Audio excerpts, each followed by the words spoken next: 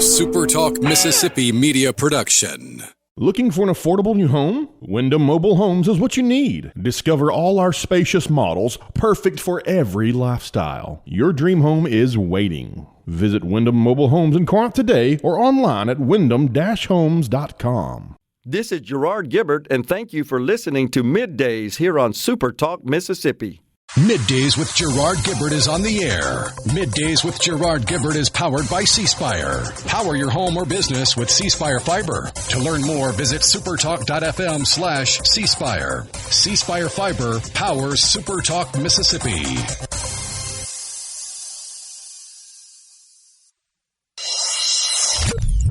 Get ready to go beyond the headlines and join a meaningful conversation with people from around the state.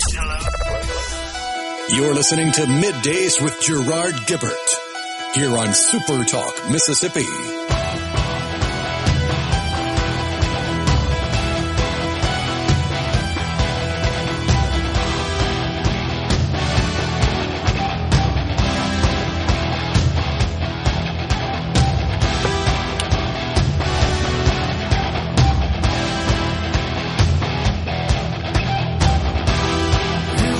Good morning, everyone, and welcome to MidDays, SuperTalk Mississippi. I'm your host, Gerard Gibert, along with Will East in the Element Wealth Studio, where we'll be guiding you through the middle of your day with facts, fodder, and fine music. Morning there, Will. What's up? It's a little warm again. Yeah, I know. That's why I got the short sleeves, the golf polo all shirt around on today. It is November, but it don't feel like it. That is for sure. Cloudflare. Latest is that it is down. Now, that is an internet infrastructure provider, and it has disrupted some parts of the internet. ChatGPT, social media platform X, formerly known as Twitter. Some users are experiencing problems there. And Cloudflare, the company, says, looks like well, now they say it's resolved, okay? It's just broke. Twitter came back up about an hour ago or so. Now they say it's resolved. Just saw the news. It knocked our website down for just a few minutes. Okay. And then it reappeared, and it was a Cloudflare thing. Yep. So what they're saying is the root cause. By the way, back in the old IT days, that's what we called a root cause analysis, RCA. We got to do an RCA, and there's like a prescribed format. You'd write all this stuff up. They say it was an automatically generated configuration file used to manage threat traffic that grew beyond an expected size of entries. I don't know what any of that means. Well, back in my software development days, you know what we referred to that as? Design bust. It means your design did not correspond with reality. And so you did not accommodate a particular, in this case, volume. Now, originally, they had said it looked like, quote, nefarious traffic. And what that means is you get bad actors that will unleash what's called a bit storm. Literally, that's what it's called. And it's just junk bits and bytes and data that they'll just flood the network infrastructure with, and that just saturates it and consumes bandwidth, and it makes sites and just use of the network almost untenable for users. So there's something in their control systems that generates a file that is used to manage, organize, detect traffic, incoming traffic that is thought to pose a threat to the network. And so I think what happened is some nefarious actor or actors unleashed some junk, essentially, at their network. And it is done solely for nefarious purposes. Let me see if I can just bring this thing to a halt. And they did. And so they got a spike in this nefarious, unusual traffic this morning about 5:20 Eastern time. And, of course, essentially what happens is, it just overwhelms the systems. It's not normal use of traffic, just users going on to websites and using apps. I thought it was and so Lane forth. Kiffin that shut it down. To be honest It could be. Now, back in the early days when we were building all this out, it wasn't unusual for legitimate traffic to shut down networks. We just didn't have the sophisticated advanced technology we have today that's capable of accommodating so much simultaneous use. But you got to go pretty far to saturate these networks nowadays, and so that's what happened here. That's what they're saying. But apparently it's all up, which is good. Now, I'm sure we'll see a series of conspiracy theories about all this.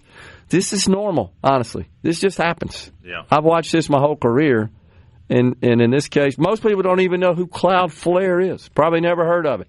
But they use it. But we're all using it and relying on it on a daily basis. So the good news is, looks like it is up, and they have resolved the issue. So I tell you what's not up. What's that? The market. The markets. Woo, it's bad, isn't it? So I was about to get to that. Your money not looking good today. The Dow, off its lows of the session, it had crossed the down 600 mark, presently sitting at 519 in the red. Not good. The NASDAQ also down as well. The VIX, which is a measure of volatility, that's something investors pay particularly close attention to. It is up. The NASDAQ down 327. The 10-year yield, that's your interest rates that are attached to mortgages and credit cards, automobile loans, etc., sitting around the 4.1% range, really not moving. So we really haven't seen much relief on interest rates in a while. And what investors are talking about that are driving down stock prices is this AI bubble. Are we getting a little extended? There's no doubt that the price of these stocks has been what the investment community calls as frothy. It just essentially means that, well, when you look at the price of those stocks based on the earnings as a multiple, it's way on up there outside of the normal range. And that's got investors thinking, yeah, the stock price is too rich. We need to bring it down. Now, those with a strong stomach they'll jump in on these dips and they'll buy it up knowing that it's going to go back, because we still not only have a bunch of cash out there that's looking for a home, but let's be honest, the stock market is the greatest wealth generation machine ever in the history of the world. The U.S. stock market is a direct product of capitalism, something that many young people in particular in this country seem to be getting a little weary of in favor of socialism. And all you have to do is look at the election of Zoran Mamdani up there in New York. And there's some of these other, Seattle, oh my gosh, isn't she something? That Wilson, Katie Wilson, I think is her name. So you got all that going on, and investors are saying, yeah, we got to get things back to kind of the normal range. And that's what's happening here. So I'm not panicking. I will say, though, the president has now turned his attention to affordability. Now, about time. Yeah, that's why I think he was largely elected on that basis, because during the Biden administration, we didn't see much in the way of affordability. What we saw was unaffordability with significant spike in inflation and, of course, nominal wages not keeping up with inflation, which means you had negative real wages. Real wages are calculated as the increase in wages adjusted for inflation. So that's the key metric, real wages. I would caution people, don't expect that you're just going to go to stores and you're going to see prices of things fall. Now, the exception are those globally traded commodities, such as oil, such as many food products. I think a lot of people pay attention to eggs, for example, beef. Those are products that almost all people buy. And yeah, we did have a problem with eggs during the Biden administration. They got a lot of attention But that didn't have anything to do with government policy. That had to do with the flu that devastated the flock, and that caused problems. And that seems to be normalizing now. But I tell you what's in focus now, Will, is beef. And the Omaha Steaks CEO said this morning, he reiterated what I heard somebody say yesterday from the industry, expect $10 a pound hamburger in the spring. $10 a pound. And so you're seeing the spike in many food prices. And by the way, it's got nothing to do with government. It's got to do with the thinning of the herd, disease that swept through, causing problems, and that thinned the herd, and so less supply means higher prices. But the president is clearly focused on this now yesterday, as you know, meeting with many owners of McDonald's who are concerned about this. And so there is a sort of a plan to try to bring down the price of beef and avoid this spike to $10. We'll dig into that.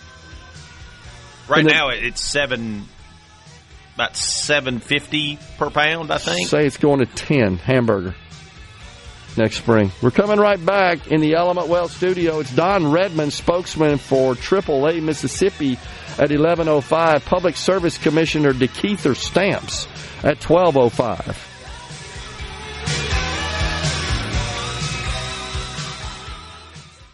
At Fillmore Buick. This segment of Middays with Gerard Gibert is brought to you by Covington County Hospital in Collins, where your health matters. The talk that keeps Mississippi talking. We're rolling. Hit it. Go. Play it. Middays with Gerard Gibert on SuperTalk Mississippi.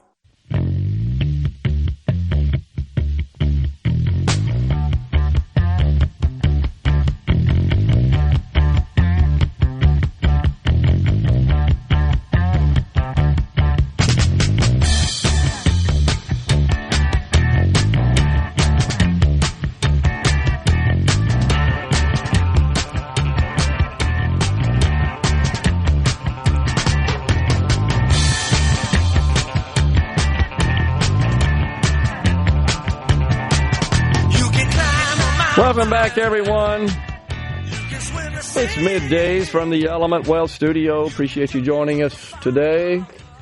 Are you thinking about or planning for retirement? Do you have a plan? Go to myelementwealth.com or call 601-957-6006 to let Element Wealth help you find your balance between income, growth, and guarantees. We could use some help from Element Wealth today, Will, based on the markets, once again, in the red significantly today. Lots of concerns by the investment community about there being a possible AI bubble. That's been driving the markets. It's been driving the economy, honestly. And what's going on there is they're sort of buying each other's stuff, these big AI technology companies. And there's also some debt involved in that as well, and that's got investors a little unnerved on how they're paying for all this infrastructure. But I tell you, all eyes will be focused on NVIDIA tomorrow because after the bell, they announce earnings. And I tell you, if there's any bit of a chink in that armor for the outlook, I think they're going to have a blowout quarter. They're still, in terms of net income percentage of revenue, I've never seen anything like it. They make about 62% on their bottom line. Never seen anything like that, where your net income exceeds your expenses and your cost of sales. Never seen that in all the financial statements I've ever reviewed. So I think they'll have another blowout quarter where they'll probably produce, $50 billion of revenue and come in with $25 to $30 billion of net income, which is just staggering to think about. But what investors will be focused on is their outlook. If there's any sort of indication in CEO Jensen Huang's outlook that shows a slowdown, and I mean a slowdown from a skyward trajectory, right? Because that's what is built into the stock price. You'll see a big sell-off. I believe that. Now, if he comes out all rosy and is very positive and reports that their backlog and their opportunity portfolio is strong, and order commitments and so forth, then I think you will see the markets breathe a sigh of relief, and I think we'll see money pouring back in. Will, back in my days in business, by the way, we were a big partner. This just came to mind with Cisco Systems, the big networking equipment giant. Our largest technology partner. That we were a big Cisco partner since 1996, when they only had 2 products, and when we sold the company, they had 50,000 in their catalog, by the way. But brutal as far as management of their account manager team, the people responsible for selling, who worked side by side with us partners. The sales flowed through the partners, but you were always shoulder to shoulder with Cisco account managers, Cisco technical architects, engineers, with our similar team. That's the way what they call it, the partner-led sales model. But where I was going is every Friday, intentionally on Friday, at about 4 o'clock, across the country, all the Cisco account managers would have to join a call on WebEx, which was a Cisco tool, with their direct regional managers, and they would have to go through the commitments they had for orders the next week. They call that a commit call.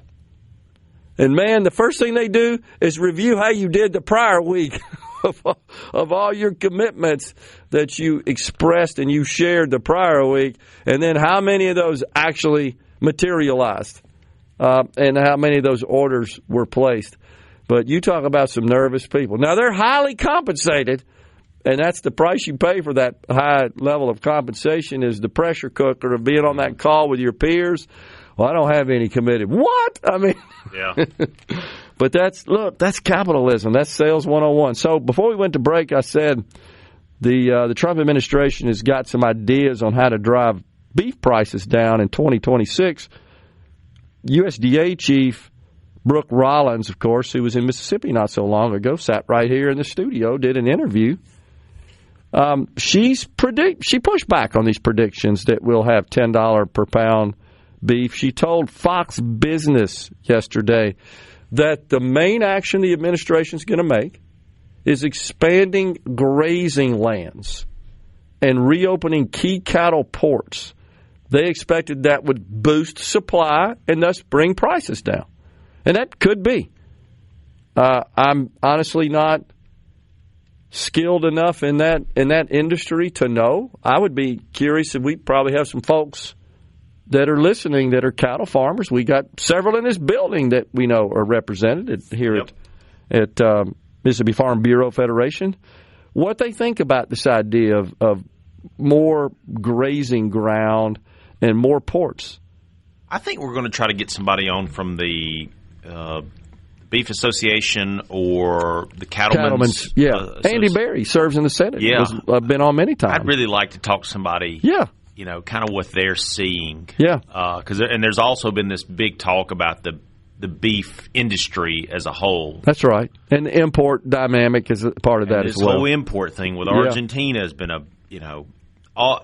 I'd like to just find out from somebody in the industry kind of what they think this is going, because this is one of those things that just impacts so many other things. Big time. And you can imagine with the president addressing McDonald's owners, and how they're trying to keep the price in check and absorb most of these higher beef prices, but that cuts into their margin. They know if they raise it too much, they lose customers. I mean, that's the balance they got to strike, right? What's the equilibrium point at which case we got to pass on some of this to consumers, and then the consumers say, well, that's too much. I'm not spending that much on McDonald's hamburgers. And so it's a tough one. It's a fine line they walk. So beef prices right now are at record highs. The drought they're also pointing to is the main problem here, that then the herd According to the latest data from the Consumer Price Index, of course, that's collected and calculated by the Bureau of Labor Statistics, beef and veal prices rose 14.7% year over year in September. Uncooked ground beef up 12.9%. So I think anybody that shops would say, yeah, that sounds about right. I mean, it's paying attention to that. But it looks like... And then what happens is everybody starts buying other products, which causes those prices. Yeah, so on the C Spire text line, we had just that recommendation. Eat more ground turkey. It's healthier. Or that's what my MD tells me. Got it. Gerard, stay in your lane. I'm cattle background. I go through several thousand head of cattle a year. It's not disease. It's low numbers due to sell-off. Yeah, my bad. I did. I misspoke, but I corrected that. This wasn't disease. It was drought. Disease is what got the chickens. So I conflated the two. Yep. Yeah. Drought in places in high prices and a monopoly of the four packers that control the price of cattle and fresh meat. And I've heard the same about. And by the way, I did acknowledge this is not something I have a lot of expertise in. I'm learning it, so I understand the economic aspect of it, but I don't understand all the supply chain dynamics. That's complicated, and I respect people such as our person on the text line that is informing us that's in that industry, and that's why I wanted it. Somebody that's out there that can give us the scoop rather than trying to guess at it. Yeah. And I've heard as well that there is some allegation. I won't go beyond allegation. I don't believe in convicting private companies or citizens until they have had their day in court. But yeah, I've heard the same, that there's suspicion, at least, an allegation of price fixing and collusion and price manipulation among the four big meat packers. That's a serious crime if that's true. That's a big problem, and they should absolutely suffer the consequences of that. And I'm glad to see that the president has asked Attorney General Pam Bondi to investigate. And in investigating that, we'll see what they come up with. And this is the issue that the Republicans are extremely vulnerable on, because they preached affordability, and it just doesn't feel like there's been a whole lot of movement on it. I think it's fair to say most people aren't feeling that love. I do think that we've seen kind of a leveling off, a stabilization of prices, which, by the way, is the Fed's two of their mandates: stable prices and maximum employment. And I think they're falling just short at that at this point, with the latest CPI reading coming in at 3%. Their goal is 2%. That's still inflation. It's just lower than it was previously. Coming right back in the Element Well studio.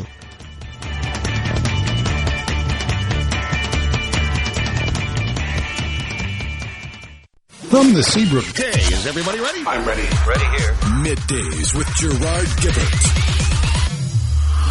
on SuperTalk Mississippi. Come on, feel the noise. Girls, rock your boys. We'll get wild, wild, wild. Wild, wild, wild. So you think I got an evil mind? I tell you, honey, I don't know why. Welcome back, everyone. It's Middays from the Element Well studio. So I'm looking at a report right now on the Business Channel, Will. It's about the future of cars. They're saying is going to be flying vehicles. And this company called Pivotal has released a flying vehicle, if you will, that it really kind of does resemble in its design and its lines the old George Jetson flying car. It looks like it. It's incredible. Let me tell you something, Gerard.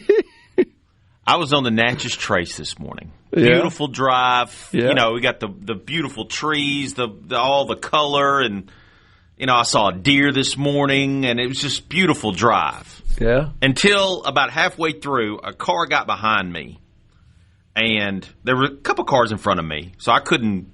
We were all going 50. It's the Natchez Trace. The car behind me decided, I gotta go. I gotta get ahead of these guys. So he drove in the left lane until another car would come down the other lane, and then he would get back over. And then as soon as that car went by, he'd get back left lane trying to find a way to get by. The last thing I want this person to have is a flying vehicle. You wouldn't be flying it, though. The machines would be handling that for you. I don't want them anywhere near in the air, anywhere. I don't trust them with 4 wheels. I certainly don't trust them with 2 wings and a jet engine. Yeah, that's funny. That's awesome. That's great. So, on the C Spire text line, by the way, the individual that said, "Yeah, I'm in the cattle industry, and the big problem that thinned the herd was the drought, and that drove prices up." It's a simple supply and demand dynamic issue. And so I was just curious, and I asked if they have what their profits been like. Did they make more or less pre and post drought? Said, "Yeah, I've made record profits since the market has been up the past 3 years, but market's just catching up from all our costs, which have been in place for a long time." Okay, so I appreciate that. I appreciate your honesty and your candor and willingness to share that, and that's good.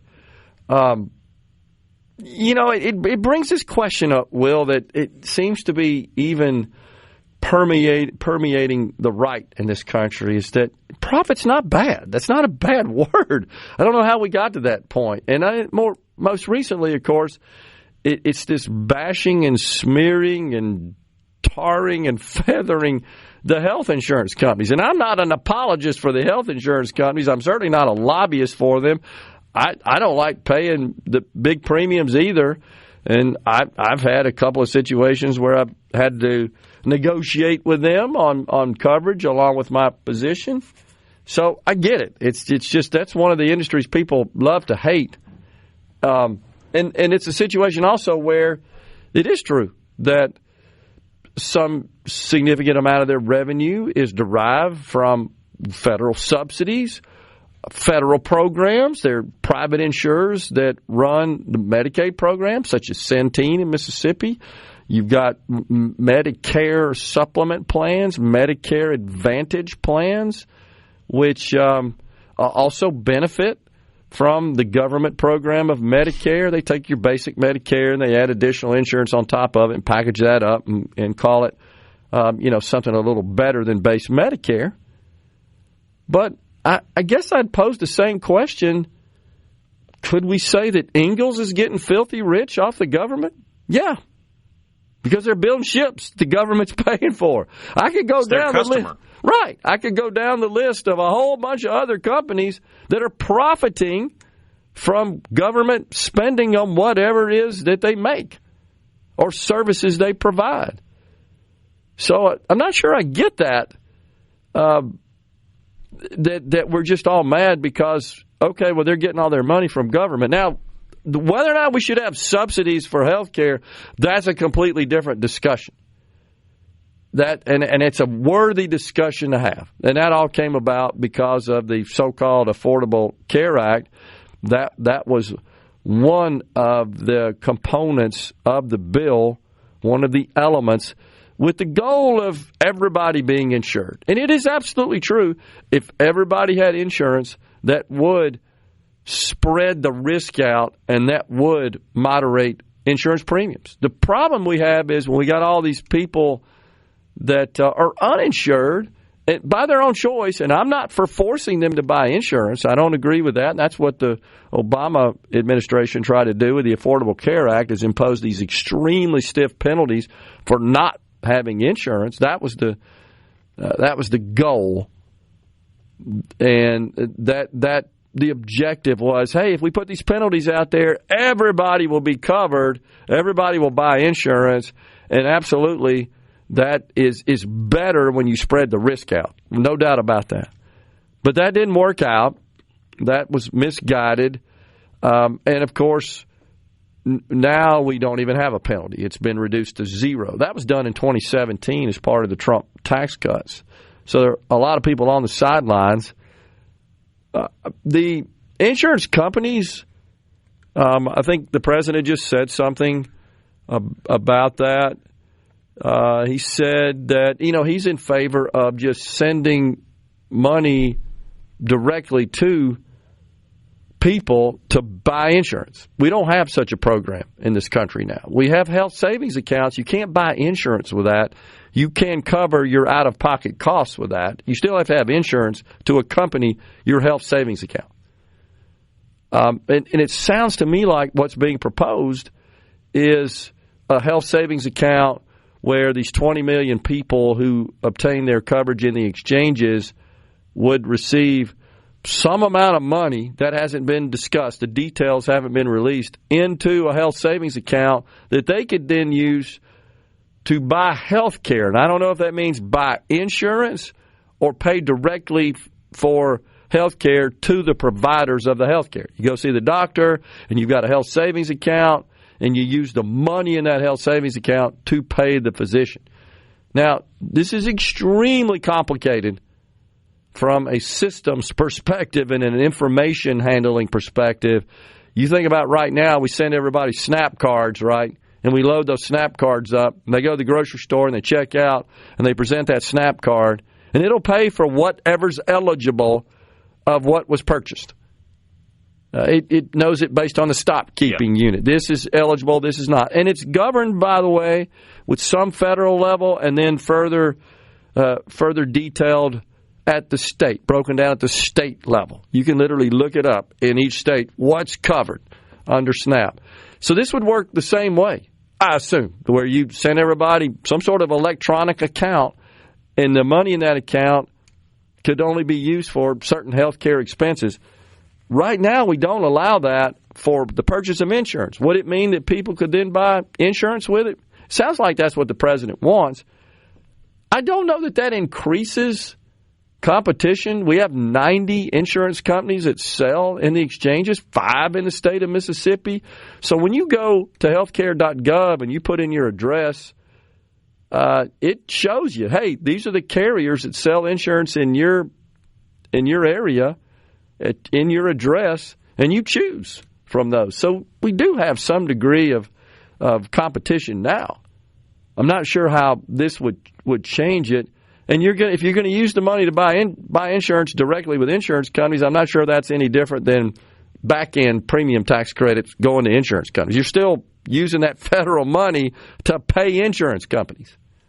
So, again, the devil's in the details, as they say, and it remains to be seen. But the president did post this morning.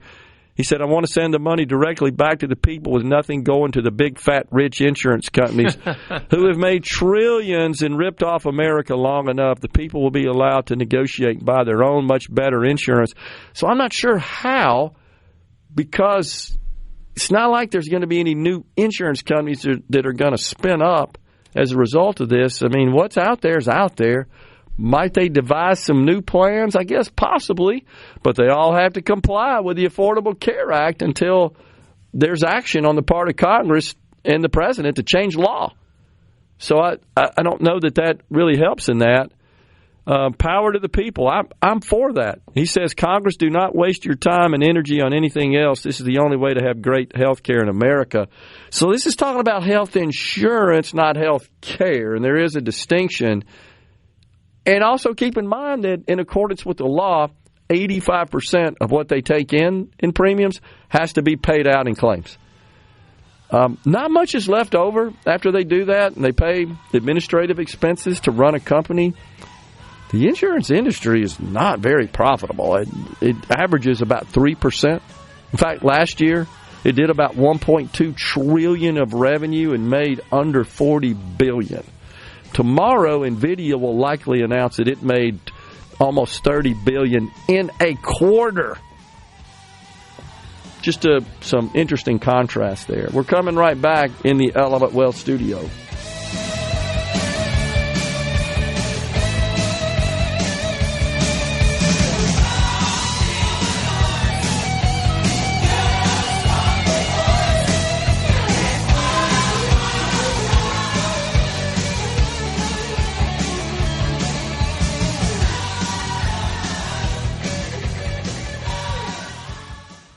I'm Rex Baker. It's so awesome! Middays with Gerard Gibert. Come on, let's get on with the show! On SuperTalk Mississippi.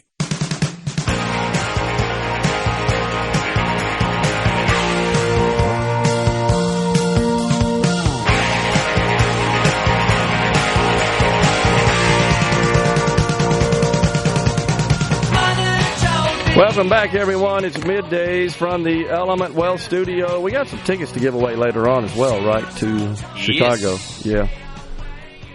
So once again, in the next segment, Don Redman from AAA Mississippi, and then we'll kick off the afternoon hour, 12:05. It's DeKeither Stamps, Public Service Commissioner for Mississippi Central District. Tim and McGee says, you know, Gerard, I had cows for over 40 years, like 40 to 50 head is all, but I got out because you couldn't pay a guy $10 an hour cash to rake hay every 2 months in the summer. But when you drive around now, you never see like 4 or 5 cows in a small patch of land. That's over. Yeah, I think, Tim, that's just kind of a natural evolution in lots of industries where scale just ultimately wins out. Just farming in general is no exception to that. Agriculture, where just scale. I mean, the fixed cost associated with, just as Tim was talking about, raising cattle is a reality, and so a lot of those fixed costs don't rise proportionate to the increase in the number of head. So you got a high fixed cost component, no matter if you got 4 or 5 or 4 or 500, and that's true for a variety of businesses. And so again, I think that's just a normal, natural evolution in business. But you're right, Tim. You don't see that anymore. Completely agree. Small family farms, I mean, they have just been, especially with costs. Yeah. That's the one thing you hear constantly from farmers. Lots of costs of the inputs. And, yeah, Mo says we're getting very good money for our beef cattle. Our input costs are also very high. Feed, fertilizer for the pastures, and hay fields, equipment, it all adds up. Right. And I hear that as well, Mo, from farmers. And, look, that's it's similar to the producer price index in manufacturing. When the cost of inputs are rising, just that's inflation at the distribution at the wholesale level, and that typically is passed on at the retail level. There's, of course, always a limit of how much you can pass on because consumers won't buy at a certain price. I mean, that's just the normal dynamics of supply versus demand. Totally get it. So let's see, Nathan says, when I purchase replacement heifers, they are the same price as the ones I send to market. So you have to wait 2 years to profit off that replacement cow. Yeah. And I think I had mentioned last week, I think it was with Rhino, that someone who's pretty high in the cattle industry was talking about holding back the cows for reproducing before they sent them off to slaughter to try to rebuild the herd. Mm-hmm. So, which made sense to me, that is a practice and that they expect that is wise. What he explained as a major factor in driving the price up to $10 next year. And then he felt like once we hold back, we reproduce, we replenish the herd, that prices will ultimately fall after that and start to normalize and stabilize. And I know we had somebody earlier that I was talking about that is in the cattle industry. I hope they listen and let me know if they agree with that. But that was, again, someone on a national level representing the cattle industry that was talking about expecting that to be the practice of holding back the heifers and letting them reproduce rather than sending them off as they normally would in an effort to replenish the herd. So talking about this health care thing, it's average family health insurance premiums in 2025, $27,000. That's hard to believe. It's not that high here in Mississippi, but $27,000 on average across the nation. That's a 6% rise in 2025. I'm not sure what the solution is. There have been plenty of ideas floated. And again, most folks are looking, because they buy their health care through insurance for the most part, and they're looking for a way to drive those costs down. And there's some ideas certainly floating around on that, and that has to do with driving down the cost of insurance, but this won't drive down the cost of care. And what it means is if you pay less for insurance, you're probably going to be on the hook more for the cost of care. And some people are fine with that. So one of the ideas that's been floated by some healthcare experts and economists is to use these catastrophic health plans, which you can't do because of the Affordable Care Act. And with a catastrophic health plan, that would just cover catastrophic illness, catastrophic health care costs. And this is what they're saying. I'm just not sure if this is realistic. Said, yeah, Americans would just be on the hook for $10,000 to $20,000 out of pocket a year. Well, I don't know how many people can make that work. That, yeah, and then pay for really low catastrophic coverage for that really big situation. Is that going to work? No. Oh, you're okay once you get to $20,000. You're on your own for that part. After that, we got you. I just don't know that there's a lot of people that can shell out $20,000 in a year out of pocket. But your insurance will be a lot cheaper because you're covering everything up to that $20,000. That's what I'm saying. There's no just silver bullet. Yeah, that'll do it.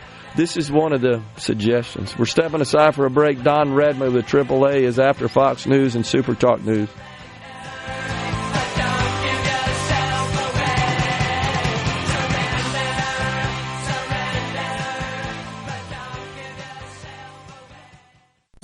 Hour of Middays with Gerard Gibert is brought to you by the Mississippi Business Journal. Visit msbusinessjournal.com. Scott Coopwood, publisher and president.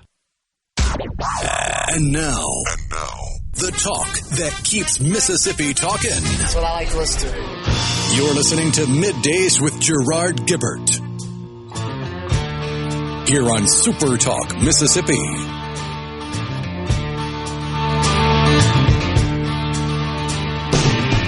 Winter is here again, oh Lord.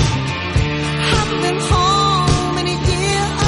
Welcome back, everyone. It's hour 2 of Middays from the Element Wealth Studio. We welcome now Don Redmond, spokesman, AAA Mississippi. Hey, Don.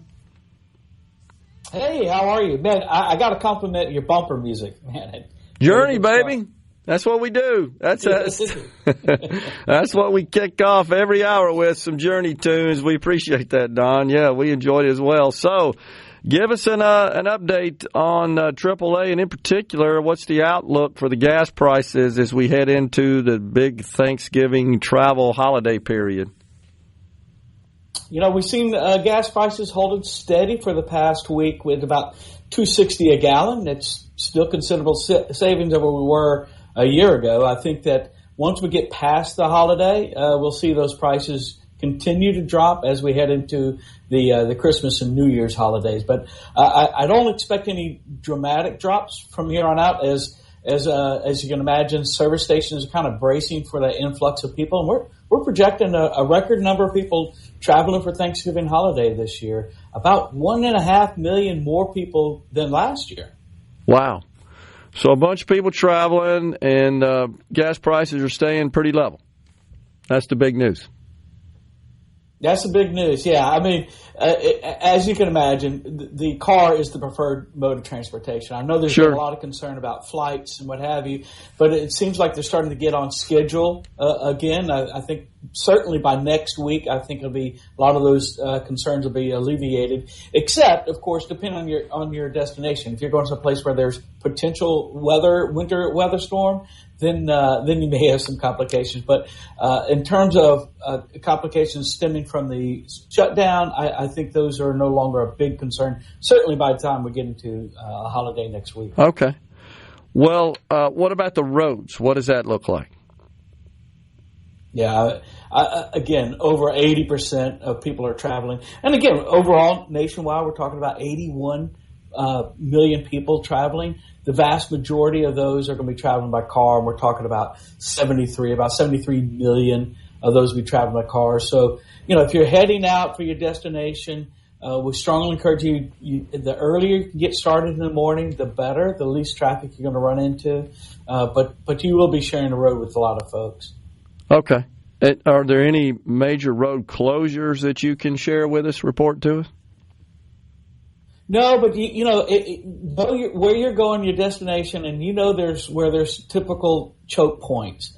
If you're going west in Mississippi and you're cutting through, let's say, the I-10 corridor, there's a major choke point on that section of I-10, and it's spanning the Pearl River between Louisiana and Mississippi. It's just a horrible choke point. Right. Then again, if you're going to east, you're talking about Pensacola. Those other areas are going to be full. But now the big metropolitan areas, if you're going through Nashville, going to Atlanta, some of those big destinations, Houston, they're going to be just chock full of delay. So give yourself plenty of time. Again, the earlier you can leave, the better. Okay. Well, sounds like, though, overall, we're in good shape. No big major hurdles to be concerned about, and price of gas seems to have been pretty steady at the current level. Anything else motorists need to be aware of?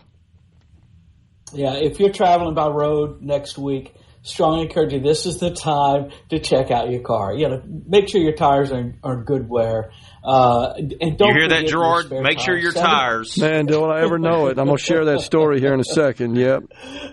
Yeah, I hear you. 70% of us forget to look at our spare tire. And nothing's worse than you're going to change a flat tire and your spare is deflated. So make sure that you don't forget your spare tire. And then, of course, your fluids. Our big calls, the top 3 calls that we get for roadside assistance is a flat tire, a dead battery, and a lockout. So look at your battery. If your battery is 3 years old or older, you may want to have what's called a load test. You can take it to an auto parts place. They'll test it for you for nothing to see if your battery's in good condition, because the last thing you want is to be stranded because your battery won't turn over.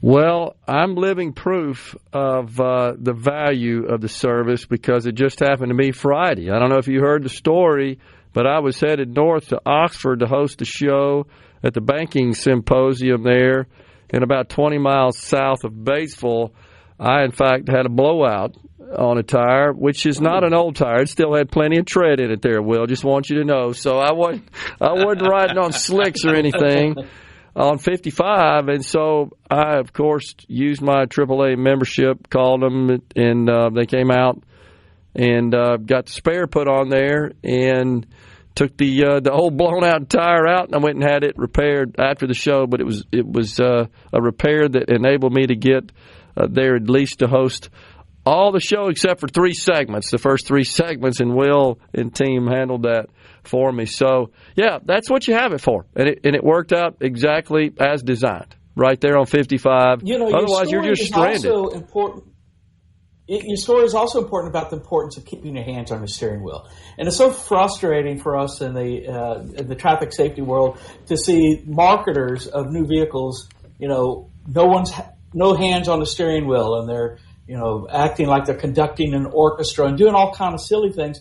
No hands on the steering wheel. Yeah. You have a blowout, like you talked about, you're in big trouble. Yeah. You're not being able to steer yourself. So if you get a new car, first of all, make sure it comes with a spare tire. Did you know 1 in 3 new cars don't even have a spare tire? So if you're in the market shopping for a new car, make that a bargain chip. Say, I want a spare tire, because they're a little fix-a-flat. When you have a blowout like you did, that's not going to fix that. You need a spare to be able to replace it. So, but also just the idea that keeping your hands on the wheel in case you do have a blowout helps you maintain control and get you to the side of the road safely. Yeah, no doubt. I've also had a situation. You mentioned that the top 3 calls you get is flat tire, battery, and then getting locked out. I had a battery situation as well, and it was a few years ago. I was on a golf trip traveling down to Gulf Shores and was able to get to the actual golf course we were playing at, but after that, I turned the vehicle off. It wasn't coming back on, so they came out and replaced my battery and got me on my way there. So, I can certainly, again, testify that the service is quite valuable. I think about the situation there on 55 when I had the flat tire. And you know what we're blessed with today is we got these cell phones that you didn't work anywhere. But heck, in the old days, you'd have to flag somebody down or walk, somewhere to get on a payphone. Exactly. Yeah. Yeah. I remember the big movement. This was just prior to Hurricane Katrina, so 2004, around that area. The big drive was to start putting phone calling stations every so many. Remember that? I was like, yes. How quickly that changed. That one storm changed everything. So true. And, but yeah, you're right. If you're broke down, you had to flag somebody down or rely on a stranger to call help for you. Yeah. So true. So certainly the service is affordable and it's very valuable, and the service delivered Friday to me was exemplary. I'll pass that on from the initial call I made all the way to the technician that came to the scene with his truck and his tools and handled everything for me. And you're right. Especially on these new vehicles, the whole spare tire thing is complicated. It's not like the old days. It took us a little while to use the key to release the cable that secures the tire, essentially, that's underneath my SUV, but we were able to make all that work. He was familiar with it. I'm watching YouTube videos while he's on his way, like, how do you get the spare off of this thing, you know? And there's a little hidden trap door you have to pull open and then put your key in there, because we don't have keys anymore. You have a key fob with a metal key in it that you rarely use, honestly, but it is used to unlock that attachment that holds the spare in place. But nonetheless, that's my personal testimony for you for AAA. Well, I tell you, your whole story has so many great sidebars and if you don't mind, I know you probably need to run, but sure. But it's very important that the state has a slow down, move over law. And that is, while it in law it kind of applies to emerging vehicles with their lights on, you're supposed to move over into another lane, or if you can't move over, to slow down while you pass them. But we're introducing the legislation through a representative to include people who are stranded in their vehicle. Those guys that help you on the side of the road, we lose 2 of them a month because of distracted drivers. That's crazy. Well, I will say that the vast majority of people did veer into the other lane as they passed around us. There were a few, however, didn't, and it bothered me. And I'd like want to say something, to them, like, don't you see what's going on here? Because, I had to pull over where I'm pretty close to a hill. I couldn't get that far off of the road there. So it's a little lumpy in that part of the state. Don, always a pleasure. Appreciate you joining us and giving us an update. Don Redmond, spokesman for AAA Mississippi. Thanks. Thank you. We're coming right back in the Element Wealth studio.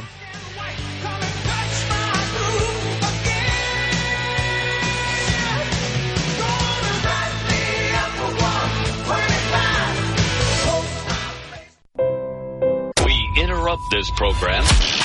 Gerard Gibert. Here we go. This is huge news. Huge news. You need to listen to this. Middays with Gerard. SuperTalk Mississippi.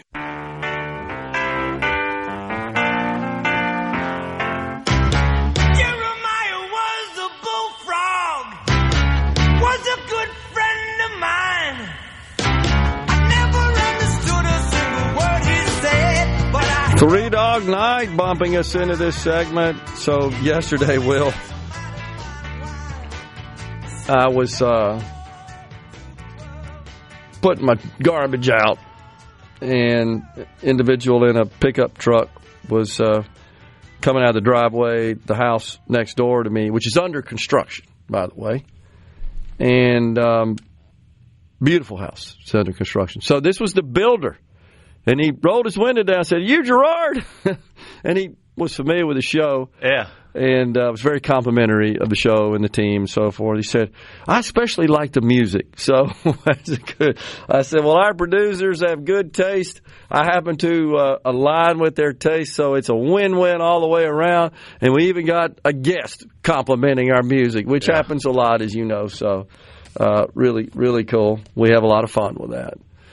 So stocks, as we talked about earlier, the markets are down. Valuation concerns and doubts about whether or not the Fed's going to ease up on the interest rates.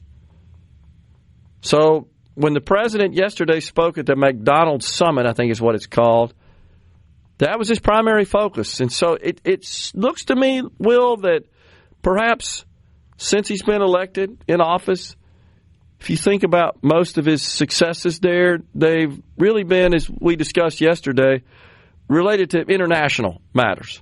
The border, I kind of consider that a combination international and domestic issue. Certainly securing massive amount of investment on his trips to the Middle East, over into Asia, Europe as well. All good news there. He's been busy flying around the country, as he should be, as the president, the commander-in-chief, the ambassador for this country. I think that's been a success.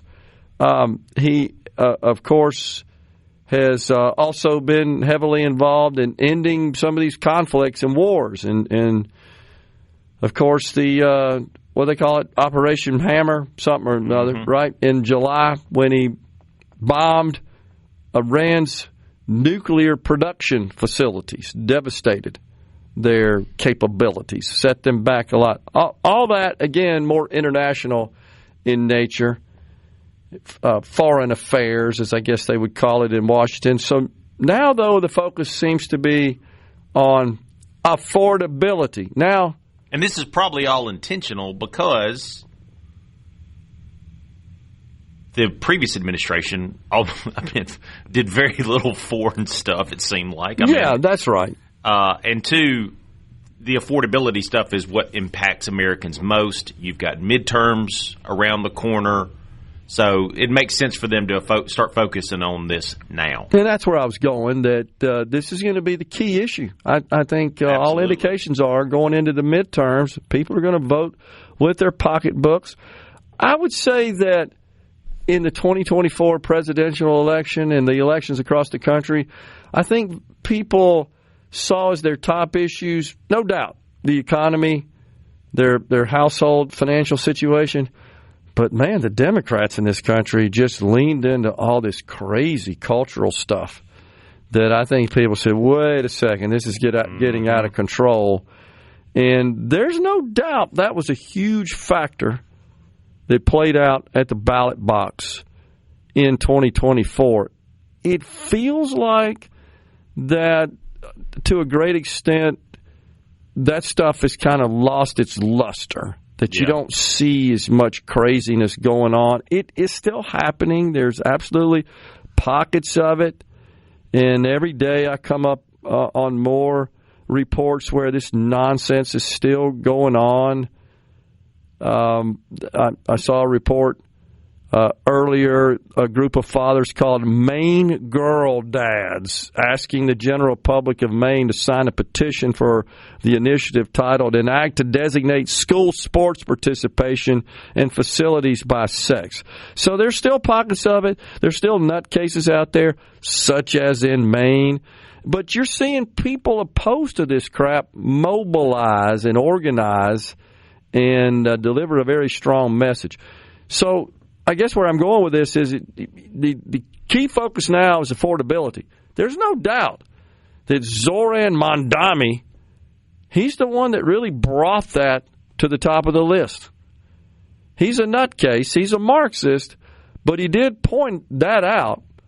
And he kept on that issue. Yeah, he stayed on it. You have to give him that. Now, his policies to address it are nonsense. It's just more government control, and now you're seeing there's a record number of real estate listings in New York City. People are getting the heck out of that place, and that's a shame because he's doing everything he can to ruin it. But even the word affordability was something, Will, that he pronounced was a refrain on the campaign trail. And now the president is picking it, and the Speaker of the House is using it. So no big deal, but it is something that I'm proud to see Republicans, including the president, are now getting on board and say, yeah, we got to address this. We got to do something about this. In what policies they could enact to address it, and here's my belief. It's a function of supply and demand, right? So what government can do is it can affect supply and demand with policy. My preference, and consistent with conservative beliefs of fiscal policy, is supply-side policies, meaning policies which increase supply. Well, how do you do that? Lower taxes, less regulations. That promotes economic production of goods and services. That's the key to reining in inflation and keeping inflation in check, because demand doesn't seem to be waning. And when demand wanes, well, then we face an even bigger problem, and that's called a recession. because people aren't working, don't have as much money, aren't spending as much. Well, that's bad for everybody. So the key in the approach to keeping up with demand is to make sure we're producing sufficient, if not excess, supply. That will check inflation. And producers of goods and services, those are the businesses, they're not going to do that if they got to pay too dang much taxes and if they're burdened with crazy regulations. And so the president already has checked those boxes. We haven't quite seen that play out yet in the economy. We got some work to do there. The tariff situation is still unsettled. Yeah. That's having a big impact on the cost of living as well. But so that's what's going on. And of course, the Democrat solution is we'll just drop more money out of helicopters, which is why, and take it from one group, give it to another. You've probably seen there is I think a ballot initiative being ginned up in California that would impose a wealth tax on that state's 250 billionaires. Would raise about $100 billion. That's insane. Just shaking down 250 people in a state of 40 million. That doesn't work. Wow. That's not the way to run the railroad. So, but that's their idea. Yeah, just take it from all those people and skim off the top and then filter it out the other door. That is not the solution. That will not produce positive economic outcomes and drive prices down and keep inflation in check. So I would caution people that don't expect that all these policies are going to result in just seeing markdowns at the stores on everything. Now the exception are those commodities which are traded globally, oil, farm products, of course. Those are different. Those are subject to demand and supply in the market, and really the people that make and sell that stuff, produce and sell that stuff, don't have much control over it. Just like the cattle farmers we were talking about earlier in the state. They present their cattle to the meat processors, and it's pretty much what the market will bear there. And the same is true for other products as well. Beans. You've seen the president recently eliminate the Trump administration tariffs on bananas and vanilla and some fresh fruits and vegetables and got rid of those, saying that, yeah, these aren't really things we make in this produce in this country to a great extent. We're going to get rid of those tariffs because those are being passed on to consumers. Here's, however, what I think we should expect. This is my belief here with respect to these policies being implemented, is that they are going to start to take hold and permeate next year in 2026. I mean, they're starting now. Yeah. And we're going to see more investment by companies who feel better about their situation. Their tax burden is low. The regulatory burden is not onerous, not preventing them from investing or expanding. That's going to produce more supply. It's also going to boost wages because you're going to see more demand after we get through this kind of leveling out of the employment, the labor market. We're going to see more demand for labor. That's going to boost wages. So what you want are wages outpacing inflation. Net real wages. Don't expect deflation, prices to go down. That's unrealistic, and frankly, that indicates a recession. It's keep inflation in check while wages rise, thus net more buying power, increase in real wages coming right back.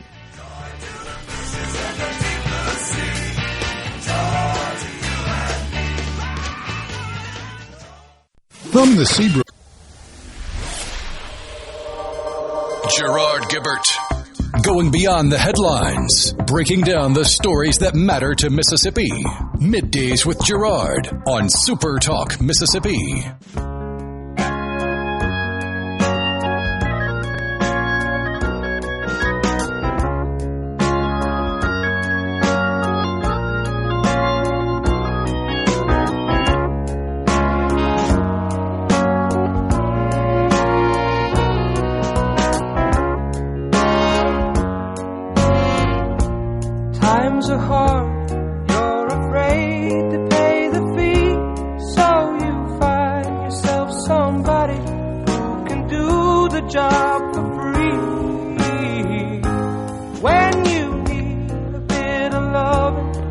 We're back with you in the Element Wealth studio. So, talking about affordability, the healthcare, of course, comes into focus there with the cost of insurance really up a lot. Again, Will, I'm not sure about this catastrophic plan. Now, look, that would work for the more affluent people, folks with higher incomes. Would probably embrace the idea of, hey, I'll just handle my health care out of pocket up to a certain level, and then I'll let insurance handle it after that. And it's like the deductibles on your car or your house. The higher the deductible, the more skin in the game you're wishing to place, the lower are your premiums because they're not on the hook for as much. So I don't think that's a practical idea across the board. It would help in certain cases, though, no doubt. I think there would be people who said, yeah, I'm good with that. But in Mississippi, I think where we have low incomes, I just don't know that there are too many people that would sign on to that. And then there's also healthcare price transparency. You've heard that discussed forever, still in focus. Really haven't made a whole lot of progress there, but there's some analysts in the industry who say, you know, if we had hospitals and clinics and physicians and healthcare providers posting their prices, that we would see cost decline. Again, I know the focus is on insurance companies, but you know any poor doctors? You know any poor nurses? They're pretty highly compensated, too. And I think that's fine. Don't get me wrong. That's the market working. I'm just saying that's where your money's going. Well, I tell the story all the time that my wife and I were on a Christian health share plan for about a year because of her work. It was just this weird situation. We had to do something that was affordable, and we had to do something that was pretty flexible, and that's what we went with for one whole year. And during that year, she had a common procedure, and their rule was you got to get a price, got to get a cash price. No problem, before the procedure. We went to two major hospitals, and you would have thought I would have asked them to rewrite the entire health care policy of the United States of America. It was like deer in headlights. Not accustomed to it. They're not accustomed to it. They don't know the price. No, yeah, they can't tell you. It took 2 weeks to finally get the cash price from both of these places. And when we did, completely different. I'm talking not even the same sport, not the same ballpark. You mean not even the price between the two? Yeah. It was unbelievable how different they were for the same common procedure service. Yeah, and I was going to say that there are reports that there are some cities in this country where the price of procedures, of treatments, of drugs can vary as much as 10x in the same town. Yeah. But that's because there's no transparent competition. That's why. You just pay it. Another interesting thing from that whole debacle was that we actually got the bill that was itemized. Okay. And we could go through and look and see what they charged for individual. I'll tell you, for example, they charged us for a whole box of gloves. Yeah. Surgical gloves. Yep. Now, I could go to Walgreens, Gerard, and I could get a box of gloves. It was like $150. Oh, yeah. And it did not take a whole box of gloves, but that's what they charged us for. I do think that transparency in pricing of healthcare, everything related to healthcare, would bring prices down. Now, here's a question. This is what would happen. It likely would mean that highly compensated healthcare professionals would see their high compensation reduced. Absolutely it would. Okay, so then the concern I have is, well, how many people are willing to do that at a lower level of pay? And then we end up with a shortage. We already have an acute shortage of healthcare professionals. There's no easy solution. Yeah, exactly. So, but again, that's not something insurance is going to fix. That fact is they are highly compensated, and insurance reimburses at that level. But I do think price transparency is the way to go.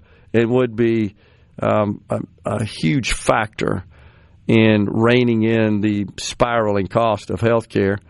For houses, lots of ideas there on what can be done with just the skyrocketing price of housing, and certainly what you've seen probably already from the president is he wants to see 50-year mortgages, as an example, was one idea. I don't know that that's something that I'm prepared to take up. But look, if private companies and their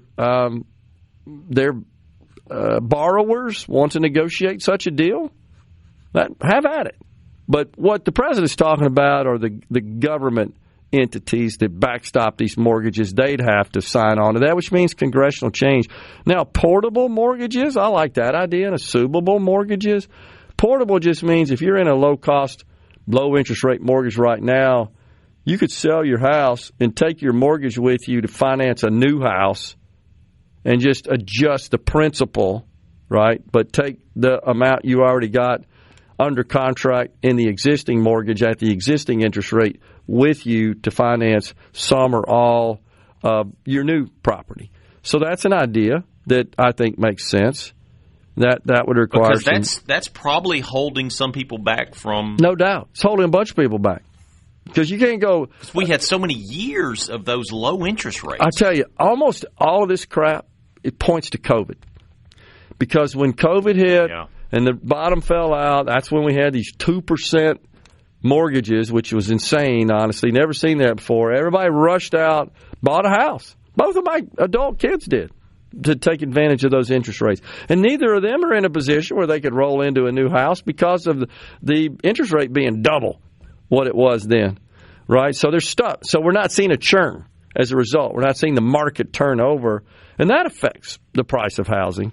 It's a demand and supply thing. And then the administration is also floating the idea of using federal land, opening up federal land to build housing on. So that would certainly be an issue. And then changing the credit score mechanism is another one that I've seen floated. Federal Housing Finance Agency is getting closer to adopting what's called FICO 10T. The Fair Isaac Corporation, that's the typical credit scoring mechanism used by lenders. And by the way, you can get a subscription to that and keep up with your FICO scores from the credit bureau. It's pretty inexpensive on an annual basis to do so. And they'll send you an update every time you got a new score. I've been a subscriber for years. Just keep up. I always worry about somebody doing something crazy on my account or just reporting something wrong, so that's why I keep up with it. But so changing the credit scoring algorithms and how loans are made. But still, I'd be nervous if this means that this makes more people qualified for a mortgage that really shouldn't have one. That would be a concern because that would hurt everybody. We already been through that once in 2008. So that's kind of the 5-point plan: 50-year mortgages, portable mortgages, the credit scoring mechanism, federal lands, and then finally just getting interest rates down as a way to boost the affordability of housing. So we got health care, we got housing. Those are two major parts of a household budget that this administration is addressing. But again, I think the best we can hope for the most part, is your wages keep climbing while the price of what you buy doesn't. And again, that's supply-side economic policy that will drive more supply. That's why it's called supply-side economic policy. More supply means with the same level of demand or keeping up with or exceeding demand means you can buy more. You can afford more. Real wages is what it's called. So on the C-Spire text line, we have someone that says, well, I think immigrants have a net negative impact on our economy. And look, I've seen arguments on both sides. You could argue they have a net negative impact. You could argue they have a net positive impact. I'm not sure that we know the absolute truth because I don't think we know how many people we got here, honestly, and who's truly working out there and consuming and spending money. I do know this, and this is documented, and this is not something that's hidden. illegals in this country, they're illegals that actually have an ITIN, what's called an income tax identification number. They pay about $25 billion into Social Security, but they're not eligible for benefits. They actually help the Social Security program, believe it or not. And they're spending money all out in the stores and the restaurants and everything else. Yeah, I think we let too many in at one time. Our supply's not able to keep up with that. It's a really hard problem. Coming right back in the Element Well studio. No more. I'm a fool to do your dirty work. Oh, yeah. Polyupa, Mississippi. Gerard Gibert. He keeps his classified documents right where they belong. Inside a Journey record jacket from the 1980s. Gerard Gibert. SuperTalk Mississippi.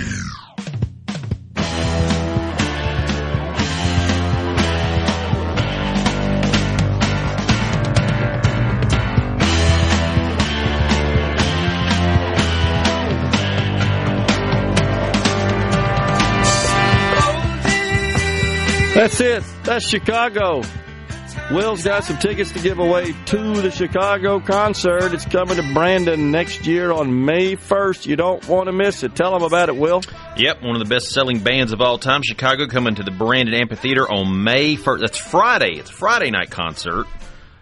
Tickets are on sale right now at the Brandon Amphitheater box office and at Ticketmaster.com. But right now is your chance to win a free pair of tickets to see Chicago. Be the 10th person to text us the words Old Days, that's this song right here, to 601-879-4395 to win. There you go. Person to text us Old Days. One of my favorite songs by them. Yeah, it is a good tune. Howdy doody. Howdy doody. Oh, man, that's awesome. So Mo says, Gerard, in 2014, I spent 4 hours in an emergency room and 4 days in UMMC. The emergency room bill was more than the hospital bill. Not surprising. Running ERs is extremely costly. But I did check out the latest on UMMC's financial picture, their total revenue, expenses, and net income or loss. So they did make a little money last year. Actually, the year ended 23 is the last published financial data that I could find. I could probably dig a little deeper and find 24, but I don't think we'll see much difference.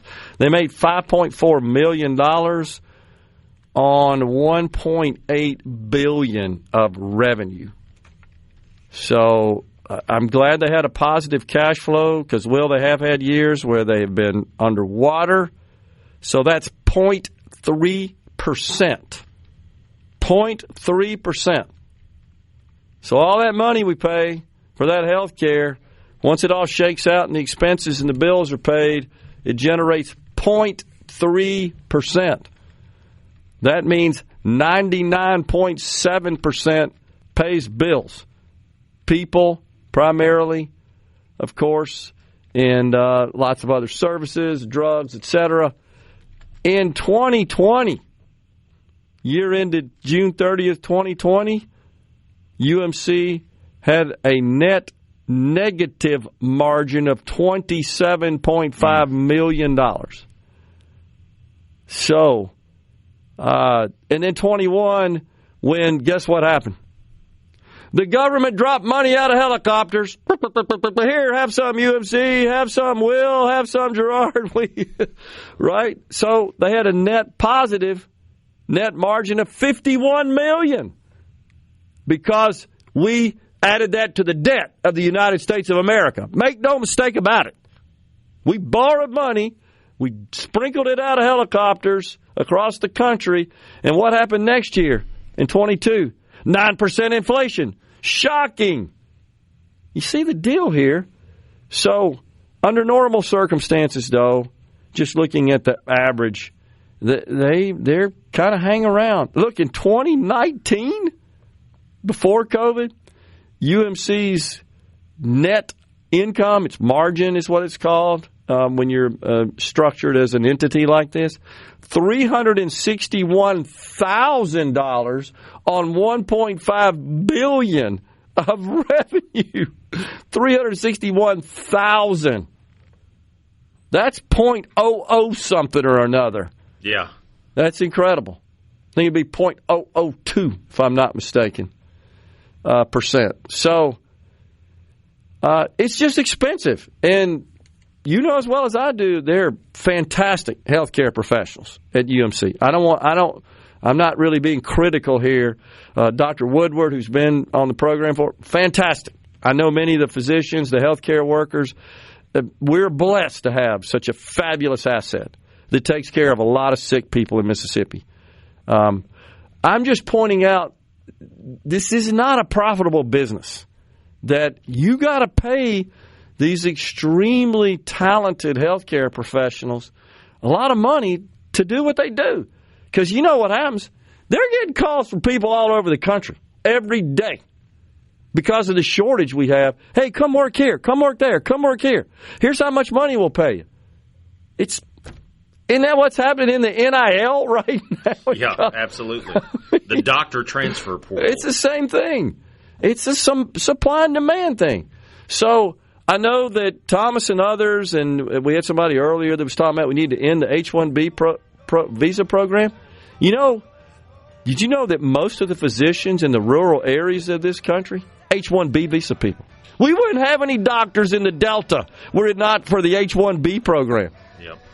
Exaggerating a little bit, but not too much.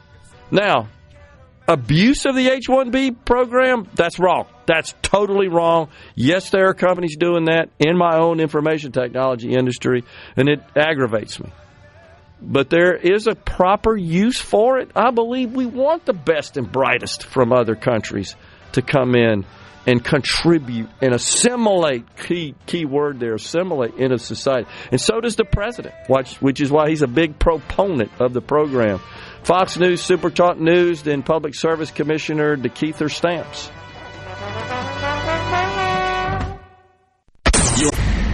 Welcome to the show that challenges you to think deeply and look beyond political posturing.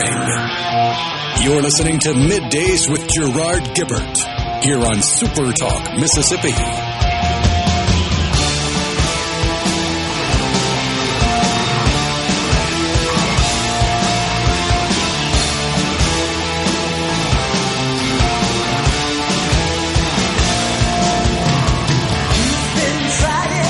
Welcome back, everyone. It's hour 3 of Middays. We are live in the Element Wealth studio. It's the afternoon portion of the program. Will, did we give a winner on our tickets? We did. Okay, just checking that out. Appreciate that. It's our pleasure to welcome now DeKeither Stamps. He's the Public Service Commissioner for Mississippi's Central District. Commissioner, good to see you, sir. Thanks for coming in. Thanks for having me back again. You bet. So you and I talked a little bit offline about some rate requests that have been increased requests that have been submitted to the PSC in accordance with the way our regulatory policy works by Entergy. And we were just curious about that, wanted to get your take on it. It appears from just reviewing the documents that at least a part of the reason for that rate request is the additional load placed on the system by the big AWS project in Madison. So how does that work? Well, for me, instead of speaking specifically on a case that I'm going to have to rule on, okay, what I'll do is I'll lay out my principles. Okay. When it comes to any developer, if you need it, you buy it. Whether it's a subdivision or it's AWS, I approach it from a standpoint, if there are investments that need to be made, and the rest of the ratepayers shouldn't have to subsidize any of these things. If you need something to do your business and do it well and be an effective partner in Mississippi, if you need it, you buy it when it comes to these large load data centers and these other large load carriers.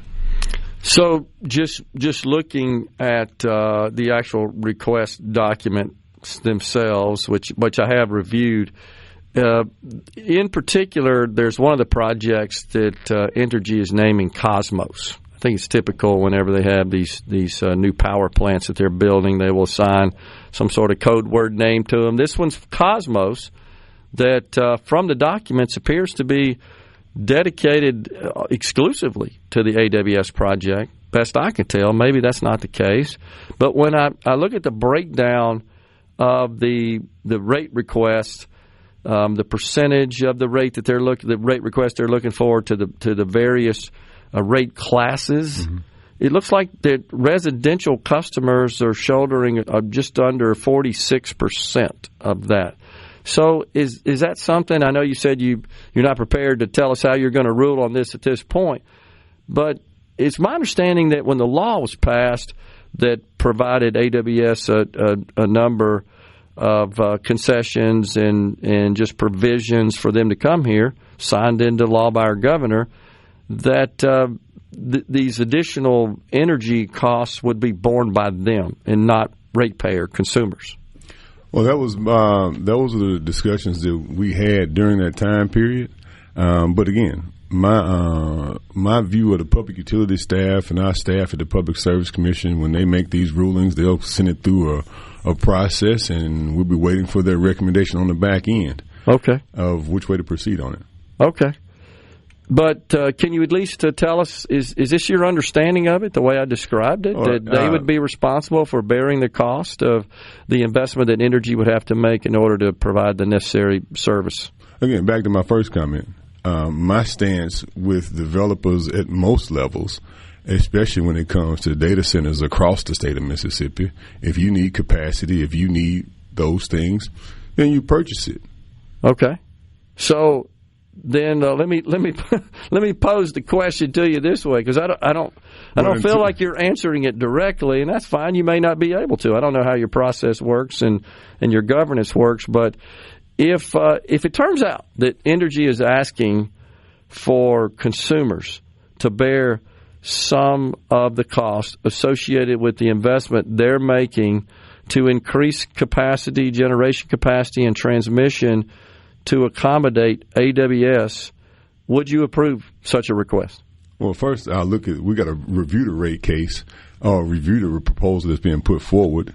And I feel very confident the public utility staff is going to issue a good recommendation, and we'll work through it. But pulling back without speaking specific on something I'm going to have to rule on or being prejudgmental about something and kicked off the case, what I've always said since the beginning, if Amazon or if it's NVIDIA or the other data center partners that we've welcomed here in Mississippi, if there's capacity that's necessary, those entities purchase what they need to run their operations. That's been my standpoint since pre-law, as the law was written, and with all of the hyperscalers that we put out on the table. So I'm not going to speak specific about a case I got to rule on before I have to rule on it, but my stance always has been that if they need capacity, they buy it, but then there must be a net benefit to the overall customer base of them being here. It shouldn't be a drain on the customer base in order for this business to exist. Okay. Well, it sounds to me like then you would vote no on such a request if, in fact, it increased rates on consumers, even though consumers weren't benefiting. But then the question is, how do you define benefit? How does your body define benefit? And that's what the process that the Public Service Commission and the public utility staff go through to provide an appropriate recommendation. Okay. Well, and that's what we'll have to do as we go through the process to define what benefit means and how we're going to proceed going forward. Okay. Well, I think you understand, though, that the concern that folks have is that the law that was passed in extraordinary session for this Project Atlas, as it is described, is labeled, it permitted the customer, AWS in this case, to negotiate directly with the electricity provider, Entergy in this case, for what their rate would be, which I don't have a problem with. I mean, they're two private entities that are negotiating, but that was done outside, right, of the scope and purview of the PSC. Is that right? That's correct. Okay. So an exception was made in the law that permitted that separate negotiation. But I think if you look closely in the law, there's some language in there. I think it was Section 22, if I recall, that basically said that it precludes Entergy from requesting rate increases of the PSC to fund their investment to, again, handle Amazon. But it just looks like in this Cosmos request that they, in fact, are asking consumers and other ratepayer classes to bear some of this cost. What I'll say is that what I'm going to do as a regulator and how I approach it is we're going to govern to the full extent of the law that the legislature's given us. Okay. So I'm not trying to dodge the question here, but I'm trying to... It feels like it, though. I'm trying to make sure that my pillar is if a large load customer needs something to run their business, the citizens of Mississippi shouldn't have to shoulder the burden of it. That customer should take their resources and purchase what they need to run their operation. Okay. Well, I think the citizens would appreciate that. I don't want to... Because what happens if I speak about something and I got a rule on, then the central district will lose its vote because I'll get kicked off of even ruling on the daggum thing. I got you. Well, this was filed August the 7th. Looking at the stamp on the document right here from the Mississippi Public Service Commission. When do you guys have to make a call on this to approve or reject this request? We'll go through the process that we go through with every review through the Public Utility staff and the Public Service Commission. We've got a great staff that's in place. They just handled a lot of major cases like the Atmos case we just got done with. Yep. And we'll go through the process with this one as well.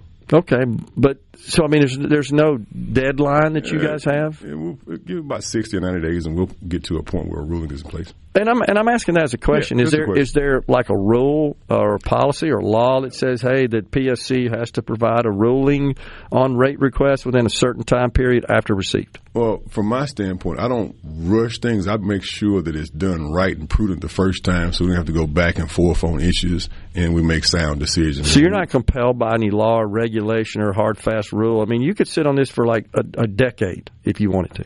Nah, because it'll stop other operations. We got so much coming. But you could, though. I mean, there's no law that compels you to rule within a certain period of time. We have to give them reasonable responses, and because it'll be piled up. You'll have years and years. Well, I get it. I mean, I understand the practical aspect. I'm really referring to the legal aspect. Mm-hmm. So there's no legal requirement that you provide an answer within a certain period of time. I would say we should provide a ruling within a couple of months. It shouldn't take forever to decide. Okay. Well, and obviously they're investing all this money right now, so I think they're counting on. The biggest goal for here, we should be looking to form an effective partnership with every utility customer, large and small. Sure. And we should have effective ability to regulate these entities. I totally agree. And we got to ask ourselves some serious questions. When you're dealing with people with a $2.4 trillion market cap, what type of regulatory environment do we want in place? Let's say they go out. Hold that thought. We'll keep talking after the break. Purchase Entergy or purchase Great River. I'm with you. Zakeither Stamps, Public Service Commissioner for the Central District. In the Element Well Studios, our guest. We'll continue this discussion on the other side. Stay with us.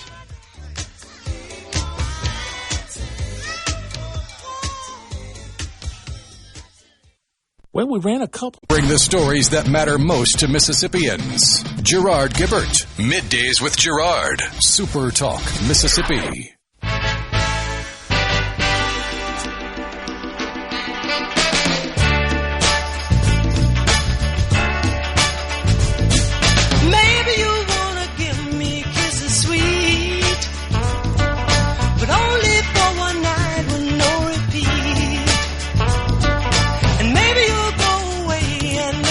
That's the great Smokey Robinson.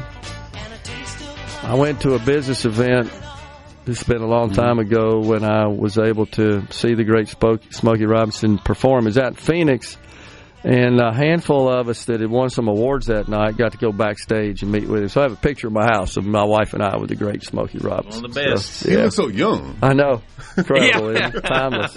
And he had on a hand-sewn, I remember because it's in the picture, tailored, kind of lemon-colored sport coat. It looked fantastic on him, by the way. So, yeah, what a pleasure it was to be with him, and super talented. But digressing a bit, we're talking to Public Service Commissioner for the Central District of Mississippi, Keith Stamps.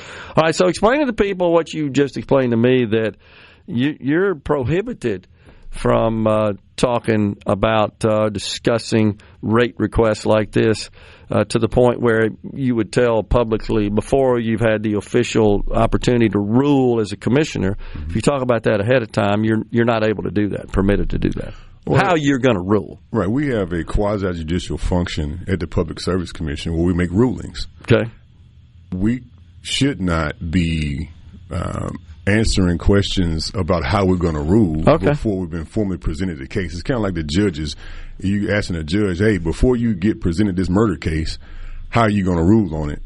Here's some basic information that you have. Well, they haven't done their due diligence or their process that they're allowed to go through to present a case. Yeah. And I don't want the Central District to lose its voice at the table when the deal is in the Central District. Okay. So I'm going to share this, Will, if it's okay with you. Haley Pasackerly, who is, of course, the CEO of Entergy, who's been on the program many times. And so I think there's some confusion. And look, I freely admit I could be confused. I'm not in the habit of the practice of reviewing rate request documents that are submitted to the public service. So he just said AWS is paying 100% of the cost for Cosmos and all substations that serve their data centers. Well, and that's what I always thought. And that's what, as I recall, Haley, if you're listening, that's what Section 22 of the law, right? That formed up the incentive package and the investment the state was making as part of this.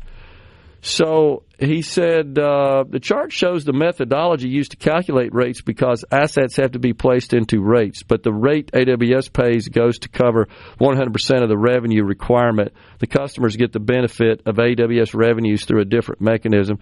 You have to look at the net of the two. Okay, that makes sense. Appreciate that, Haley. I get it. So, and, you know, there's no bigger proponent and supporter, and Haley knows that, and you know this, of this project. I think it's transformational to the state. Most definitely. There's no doubt. And I think we're about to see, wink, wink, some new announcements here pretty soon as well. That's You're right. aware of that as well. And you know Entergy is making massive investments in new generation and transmission to not only accommodate AWS, but to modernize the grid overall, something you talk about all the time, that consumers deserve reliability. And I agree. I want the consumers to have just as reliable service as any of the large load customers. If they have 99% uptime, I want the citizens to have the same dependable, reliable service. But these grids were put in place back when folks just had some lights in the house and a washing machine. But now the whole grid has users where everyone in the house has an iPhone and a computer and an iPad, and you're plugging everything in.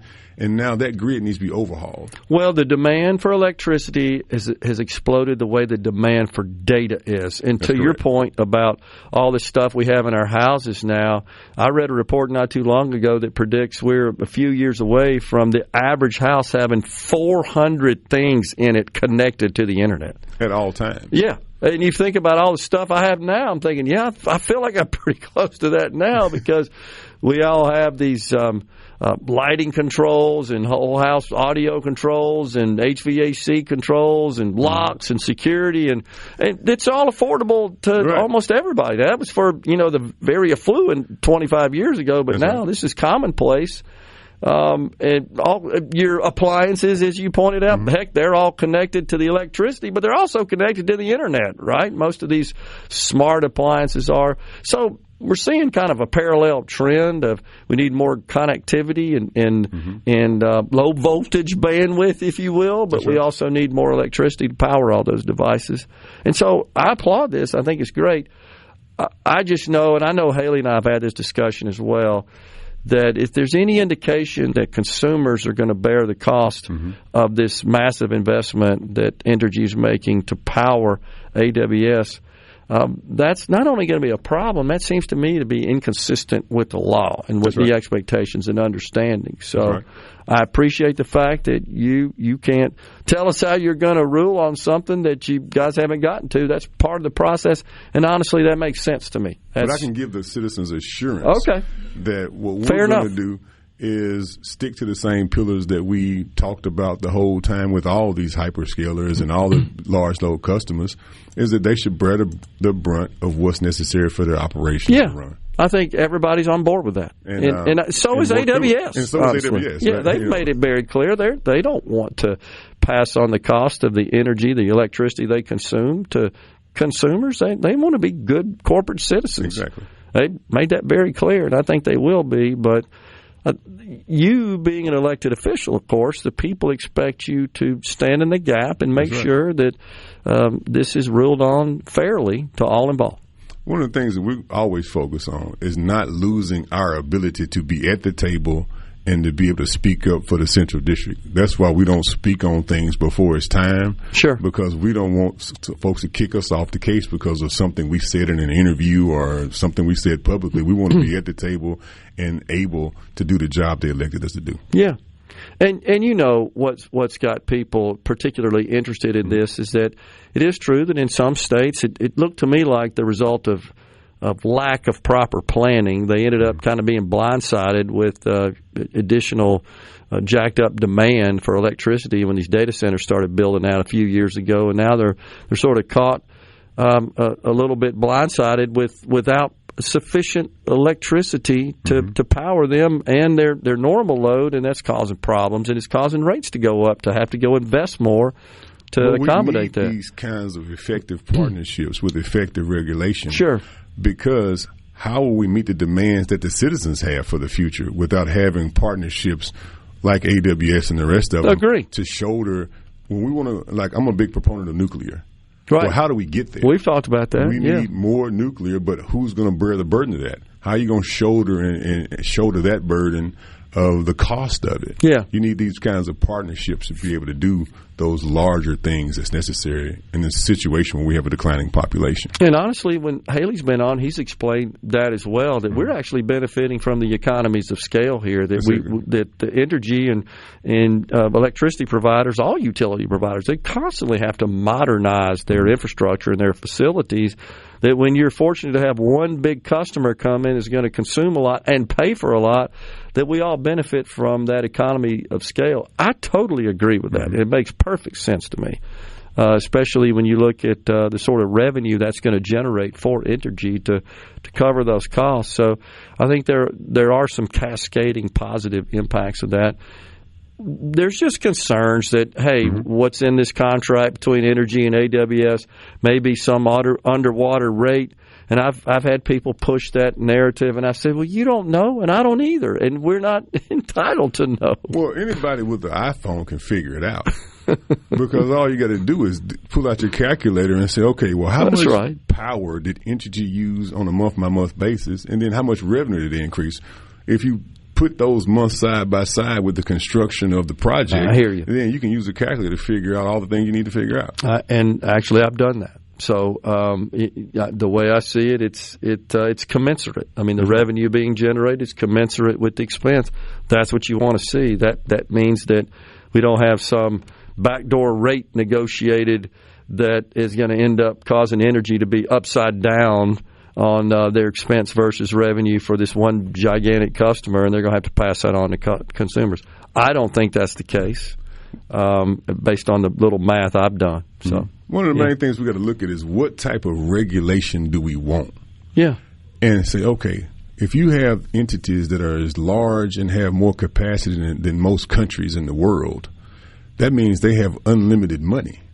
Yeah. So now what happens when they buy a water system or they buy these other entities that they support? And if they don't buy them, they are such a big customer in these entities that they influence them in such a way. And that's where regulation and having more powers and abilities to regulate. I'm always going to champion for the ability to be able to regulate in a more effective way to balance out Agree. how we're going forward. And I want to be clear. I supported this provision in the bill that permitted Entergy and AWS to negotiate separately, because honestly, Commissioner, we still may be talking about this project had that not been the case to work through the process. I think that fast-tracked it, which is good.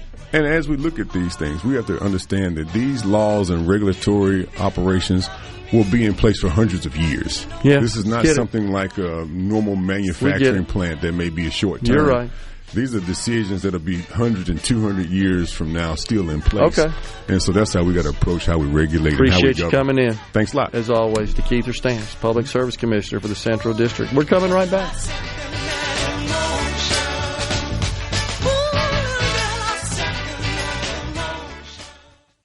From the Zebra Days with Gerard. Good for America. Good for fans of justice and truth. Good for us. SuperTalk Mississippi. This is what we stand for. If I don't love you, baby, grits ain't grocery, eggs ain't poultry, and Mona Lisa was a man.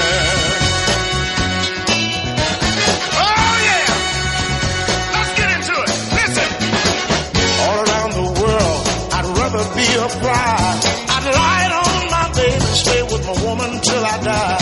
With a toothpick in my hand, I'd take a 10-foot ditch and run through the jungle, fighting lions with the switch, because you know I love you, baby. We're back with you in the Element Wealth studio. The Dow now down 315 points. The NASDAQ down 152, pairing some of the losses from earlier on in the day, because when we were talking to Keither Stamps, I noted the Dow had dipped down to 620 points in the red. So pairing those losses a bit. On the C Spire text line, we have someone that said, we hear across the nation electrical bills are increasing where there are data centers. Ours has been steadily increasing slowly, since last September. It is up $60 per month now, and we have all green energy appliances. You know, energy, electricity, it follows the same path that almost everything else does with respect to inflation. We don't have any data centers online. So if your power's going up, you can't say it's because of data centers, because we don't have any. They're still under construction and not in production, not consuming electricity. Electricity rates have gone up steadily as long as I can remember. Gas is a little different. It's a little more subject to the ebbs and flows of the commodities market for natural gas, but certainly the price of electricity continues to climb, because as the grid is required to modernize to keep up with demand and provide reliable service, replacing the old infrastructure is considerably more expensive at current day prices than it was when originally built, and it's being depreciated, and that's how regulated utilities work.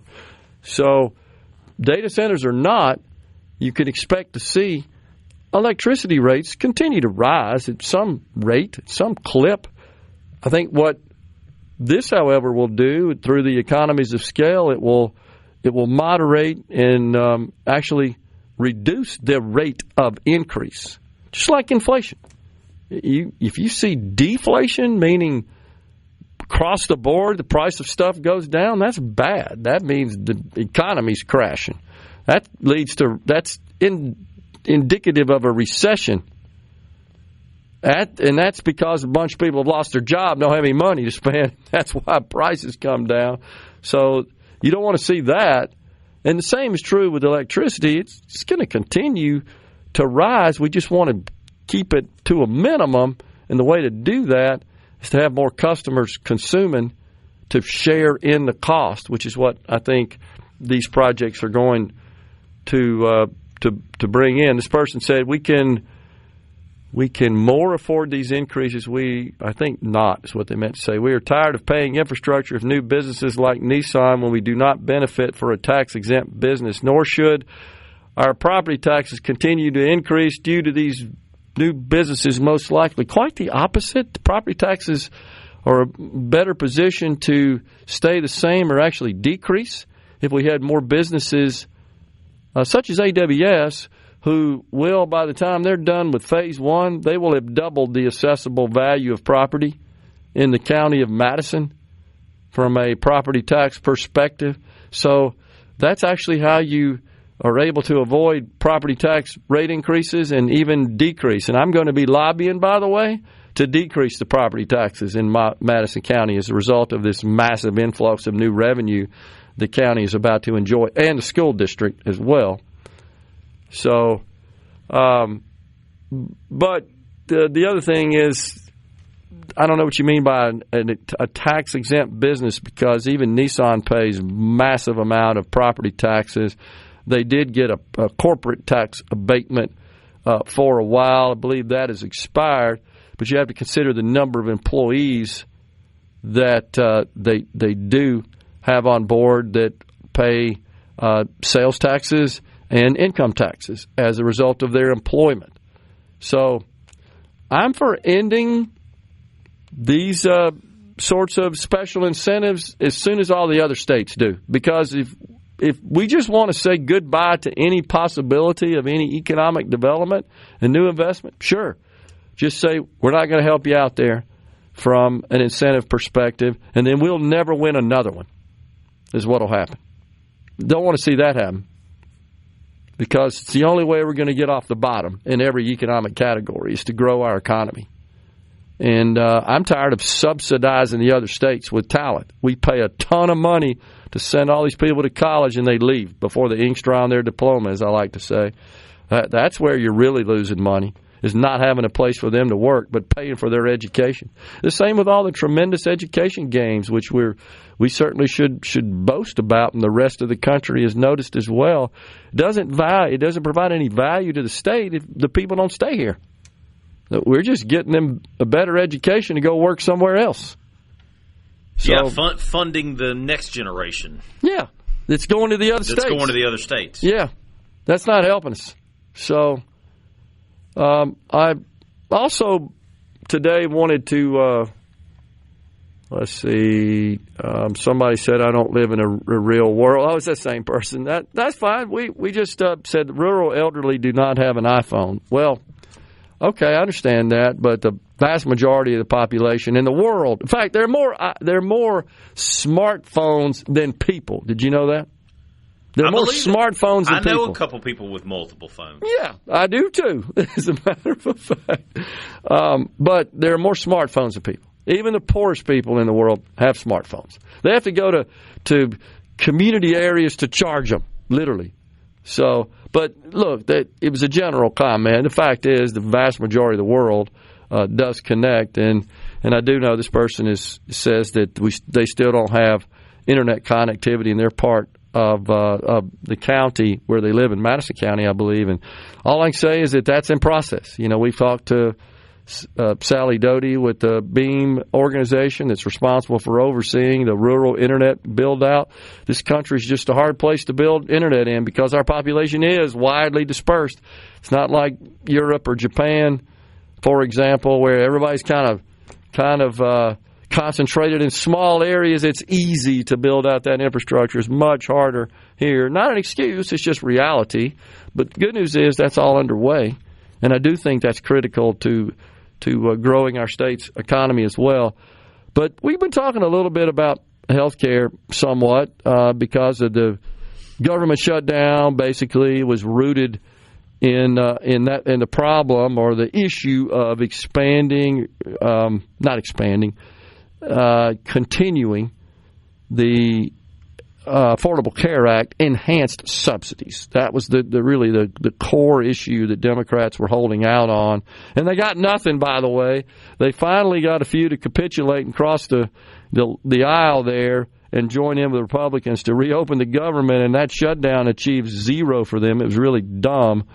But the Mississippi Today, a news outlet here in Mississippi that I think it's fair to say, Will, has a different worldview than most of us do here at SuperTalk, certainly than this host does. And Bobby Harrison, he's someone you see in the Capitol quite a bit. They have a little bureau there in the Capitol for the news outlets. Mississippi Today has one. Bobby's been covering the Capitol and the legislature for quite some time. And he wrote an article, Trump's concerns, the title of it, Trump's concerns about big insurance could be alleviated with universal health care. So, of course, the Democrat solution to everything is more government. And this is really seen plainly in this particular piece. And this has been the Democrat dream for quite some time, that we convert to a universal health care system, a Medicare for all, if you will.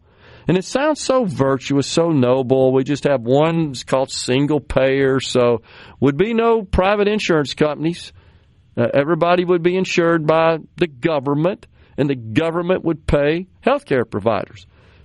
The thing they never consider, that never comes out, is that if the health care providers, if the health care industry in this country were reimbursed 100% by government, Medicare or Medicaid, it would crash. And here's what I mean by that.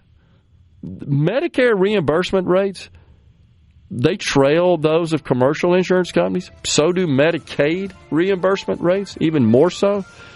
But if we started reimbursing at that rate, we'd have a massive shortage of doctors and nurses and healthcare professionals, and healthcare innovation would stop because there would be no profit in it, be no opportunity, and people would find something else to do. And we'd end up like Britain, where if you break your arm and you go in, you see the government-paid doctor, yeah, they may get to you in 6 weeks by the time your arm's We had done. a veteran sitting right in that chair without two legs. Yep, sure who did. said, go to the VA and see if that's the kind of health care you want. He sure did. He made that point. We're coming right back with the final segment today on Middays.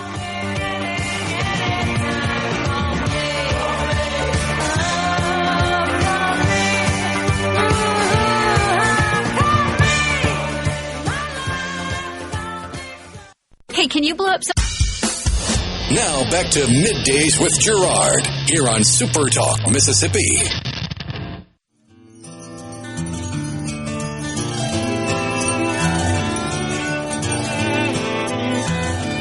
Well, I built me her raft and she's ready for flow. Oh, Mississippi, she's calling my name. Catfish are jumping, that paddle wheel bumping, black water keep rolling on past just the same. Oh, black water keep on rolling, Mississippi moon, won't you keep on shining on? Oh, black water. Welcome back, everyone. Midday final segment today. So on the C Spire text line, Donald in Oxford said, my doctor told me after the ACA was passed that the ultimate goal of it was a single-payer plan.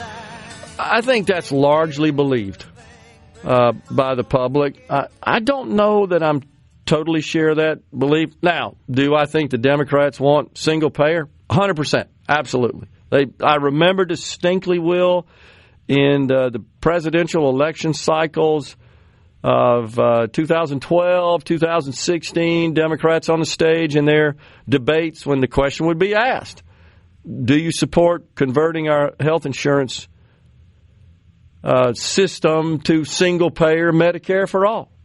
Absolutely. If I'm not mistaken, somebody may have to check me on this, I think Tulsi Gabbard actually said that she supported that. Remember, she was a Democrat at one time. Yeah. I want to say there was something that I think most people would be shocked to know that she supported. I think it was the Medicare for all, single-payer health care. Tulsi Gabbard, of course, she's the Director of National Intelligence currently in the Trump administration. Now, she did have a bit of an epiphany, I think it's fair to say, and left the Democrat Party and saw the light on that. But I don't know that. So if that's the goal, then they hadn't done a very good job of it, because here we are 15 years later, and we still don't have single-payer Medicare for all. Yep, I was right. She did say, I support Medicare for all. She said it's because we pay far more for health care than in any other country. So I guess I would just ask then, what do people want? So you want private insurance. You don't want government-provided Medicare for all, but you don't want the private insurance companies to make any money. So you can't have a private company unless they produce a profit. So I've been a little concerned that I'm seeing a lot of people on the right that have taken up that mantle of just really attacking the insurance companies. And I'm not defending them. I'm just saying if you're mad because they're making money, well, then what do you want? Government-provided insurance where there's no profit? At least there's not supposed to be any profit. You certainly could argue that there is a filtering of that money throughout that system. It gets scrubbed through it. It's a tough one. It's what people want is insurance to companies to cover everything and pay nothing, and for you to pay nothing. That ain't going to happen. So the alternative is to the for-profit insurance industry would be government nonprofit. And that means, yes, we all would be covered by Medicare for all. And you could take it even further and have full socialized medicine, something Thomas and Greenwood always likes to gripe about. He thinks just Medicare socialized medicine. It's not. It's insurance. The medical services are still provided by the private sector. They're not government employees the way they are in Britain, where they do have full socialized medicine.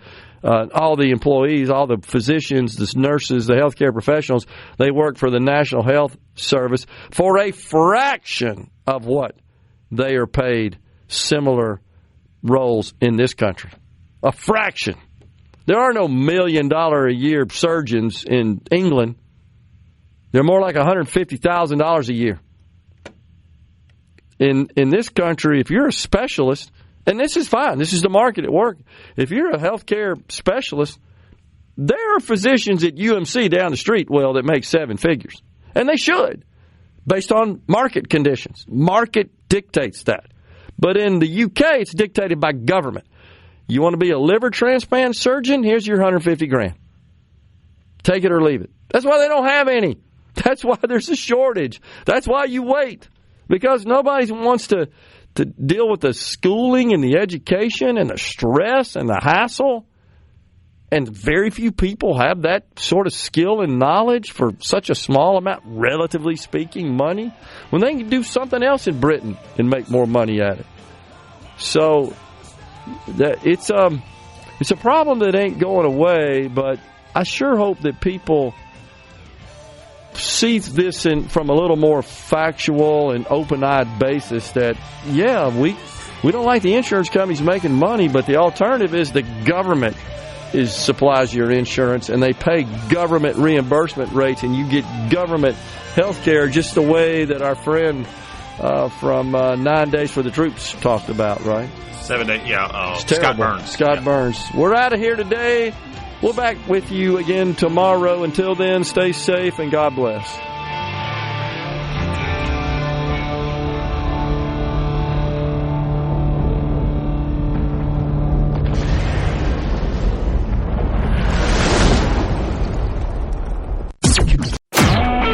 A SuperTalk Mississippi Media production.